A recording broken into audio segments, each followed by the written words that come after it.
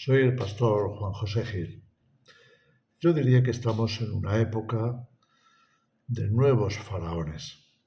Cuando hablo de faraones me refiero a aquellos gobernantes que están dispuestos a levantarse en algo así como el totalitarismo de lo que suponen que sea su derecho, es decir, el derecho a ocupar no solamente una posición de dominio sobre otros, sino a actuar de forma arbitraria, dictando leyes, cambiando leyes, en fin, llevando a cabo sus propósitos personales por encima de la opinión de la gente, cayendo, por tanto, en el totalitarismo o la dictadura, como queramos llamarlo. La historia, por más que nos parezca extraño, es algo cíclico que se repite una y otra vez. Y se repite precisamente porque difícilmente aprendemos de la historia. Es que tenemos una memoria corta. Y una vez que hemos logrado, esto pasa con todas las civilizaciones, una vez que se ha logrado unas ciertas cotas de seguridad, comodidad, algo así como mesetas de conformismo, podríamos decir, a nivel político. Cuando se llega a esa situación, la población llega a estar tan acomodada y tan debilitada que es el caldo más idóneo, mejor preparado, para que alguien con un deseo casi obsesivo de poder surja y trate por todos los medios de aprovechar la coyuntura para levantarse como faraón, como emperador, como alguien totalitario. Esto no es nada nuevo. Llevamos siglos, milenios repitiendo los mismos modelos, solo que se nos olvida. Y nos cruzamos de brazos o pensamos que esto ya nunca más se va a repetir. Pero sí, se repite y vuelve. Y hoy, en el siglo XXI, estamos repitiendo los mismos modelos. Por todo el mundo se están produciendo este tipo de totalitarismos, donde unos pocos se levantan, se saltan las leyes e imponen su criterio. Cuando eso ocurre, y para eso tenemos también la Biblia, estamos repitiendo un modelo que ya se usó hace muchísimos siglos. Por eso hablo de faraones.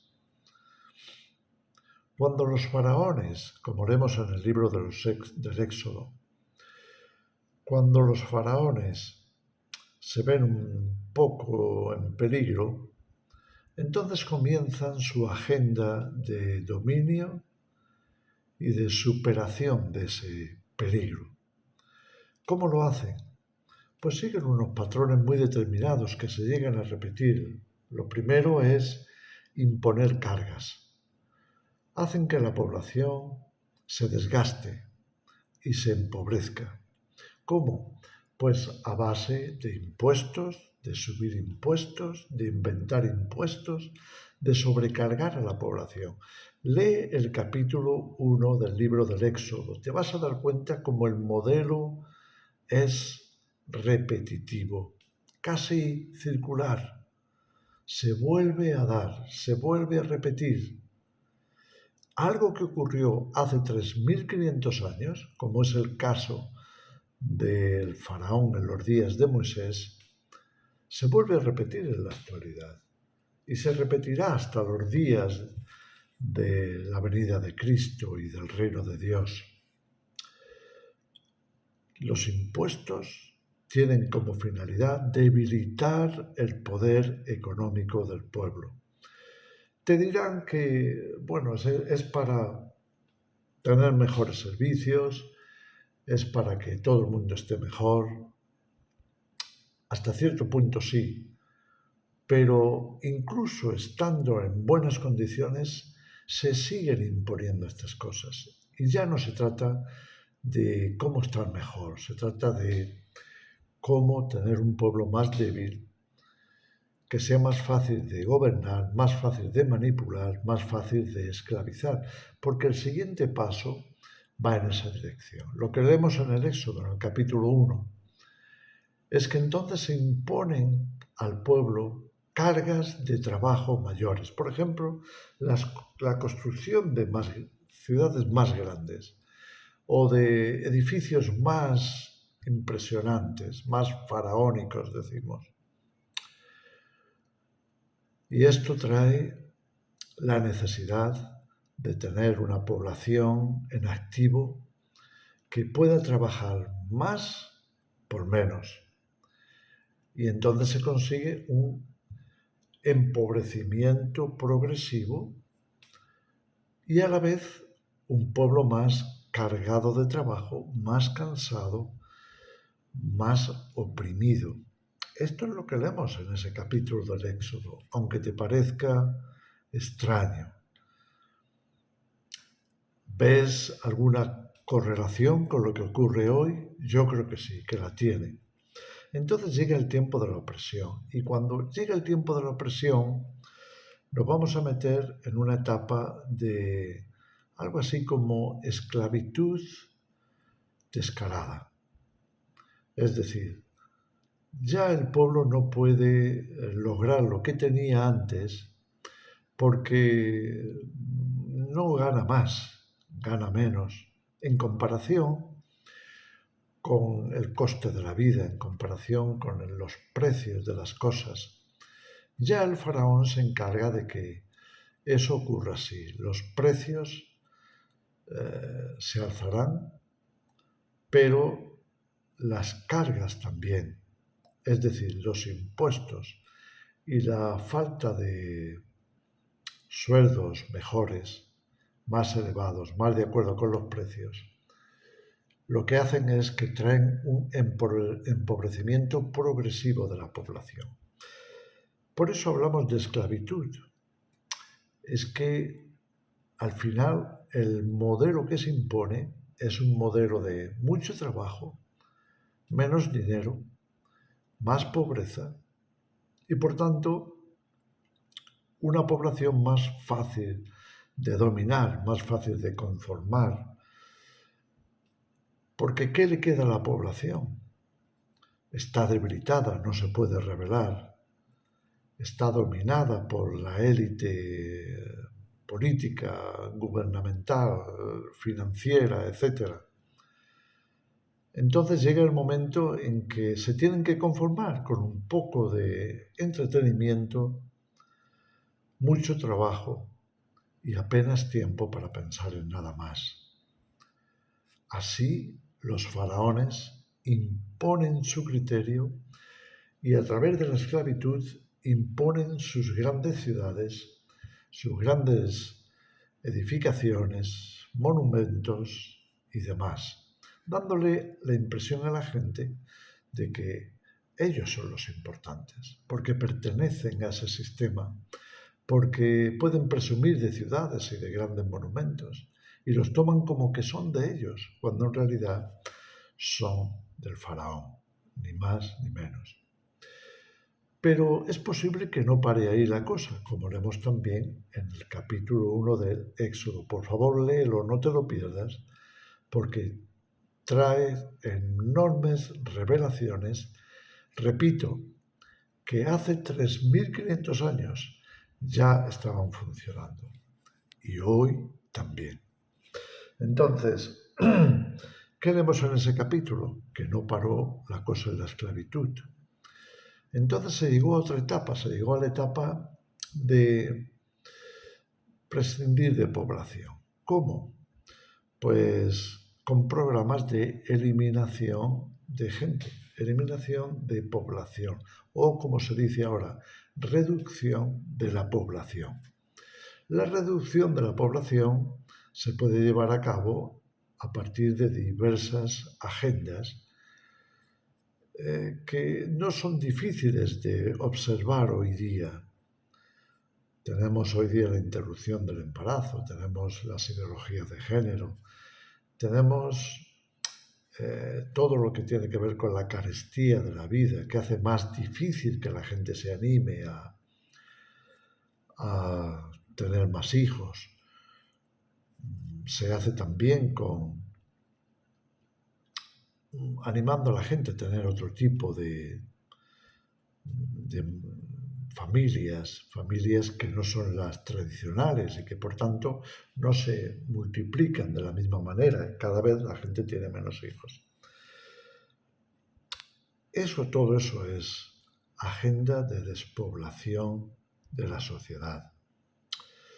Por supuesto, se hacen otras cosas también, pero generalmente todo está encozado en lo mismo: mantener un pueblo débil, mantener un pueblo que no se pueda rebelar, que se conforme y que por tanto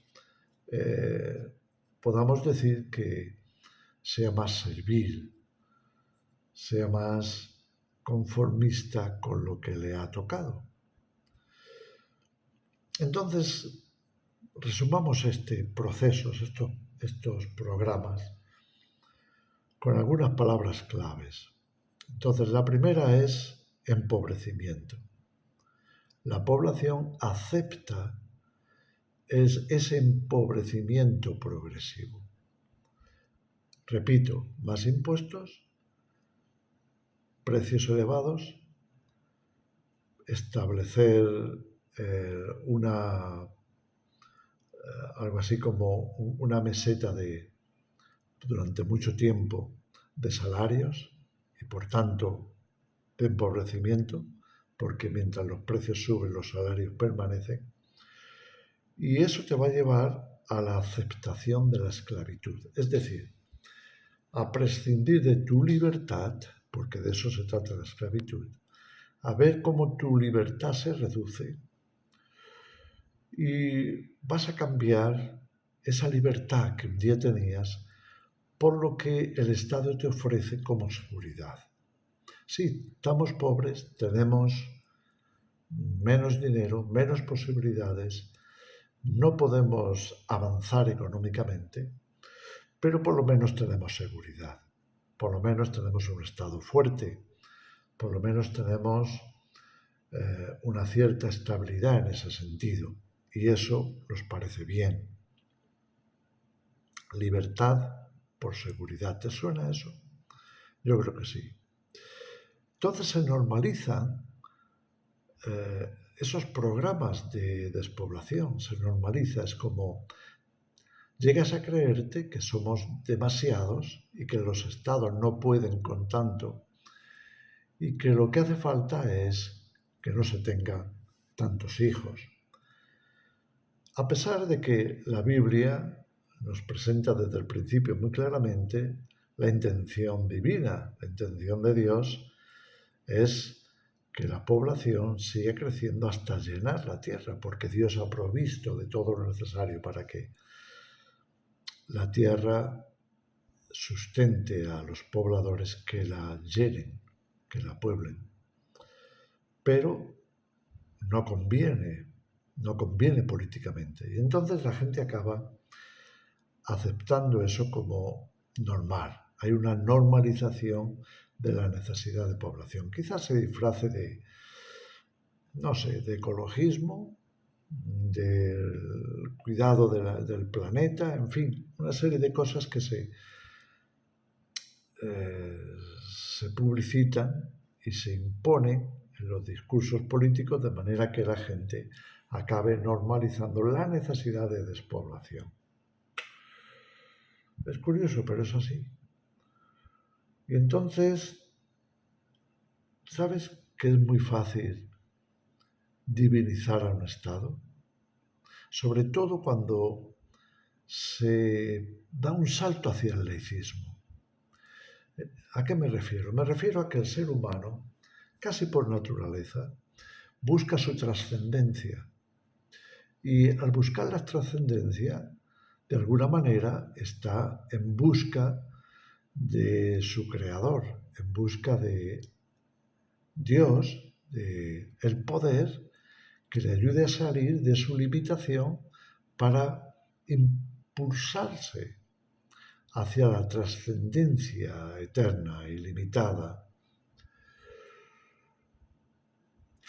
Entonces ocurre un fenómeno muy interesante, que es prescindir de esas ideas y enfocarse en la divinización del Estado.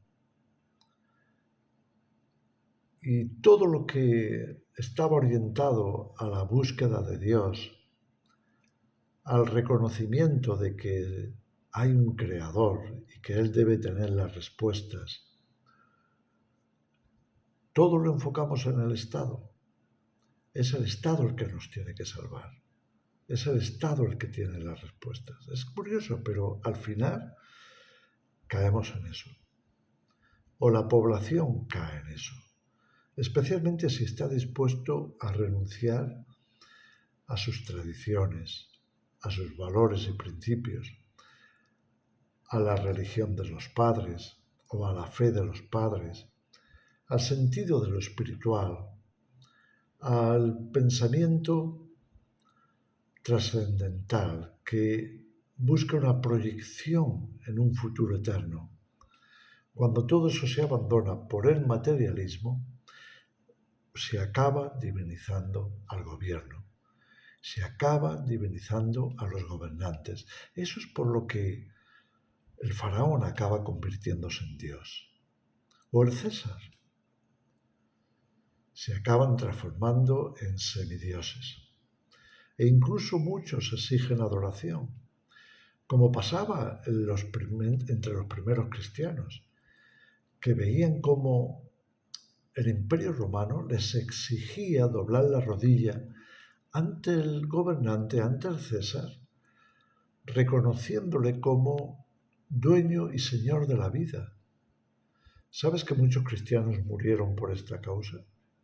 Porque cuando llegaba ese punto, llegaba en ese momento, ellos no se inclinaban ante el César, ni le rendían esa pleitesía de llamarle Señor de la vida. No. Para los cristianos solo hay un Señor de la vida y de la existencia, y es Dios, y es Jesús. Solo hay un Salvador, y no es el Estado, y no son los césares ni los faraones, es Jesucristo. Y entonces venían las grandes persecuciones. El Estado demandaba esa adoración, esa divinización. Lo vemos a lo largo de la historia en muchos periodos tremendos. Y entonces llegamos finalmente a ver qué se puede hacer. ¿Por qué el libro del Éxodo se llama así? Se llama así porque frente a toda esa maquinaria del Estado y del César o del Faraón para mantener a la población en esas condiciones de sumisión y de esclavitud, frente a eso solamente cabía pocas opciones. Una de ellas era rebelarse contra el Estado y caer algo así como en una violencia popular. La otra situación era, o la otra decisión que se podía adoptar, era conformarse y quedarse en ese estado de esclavitud permanente, reconociendo que el faraón es algo así como el enviado de Dios, o un semidios, o un Dios mismo, y que se le debería de honrar y respetar como tal. Quedaba una tercera opción, el Éxodo. Por eso el libro va de Éxodo. ¿Qué es el Éxodo? Es la posibilidad de abandonar ese sistema, la posibilidad de dejarlo atrás, la posibilidad de salir y vivir otro tipo de vida, fuera de ese sistema. Y esa fue la opción que Dios le dio a Israel o al pueblo hebreo enviar a Moisés con el fin de que pudiera conducir al pueblo fuera del sistema faraónico. ¿A dónde? Al desierto. Pero no para quedarse en el desierto, sino trazando una ruta hacia la tierra prometida. Personalmente creo que estamos en esos momentos. ¿Qué podemos hacer frente a los faraones de hoy? La violencia no es aconsejable. El conformismo tampoco. ¿Qué nos queda? Nos queda salir del sistema, un éxodo.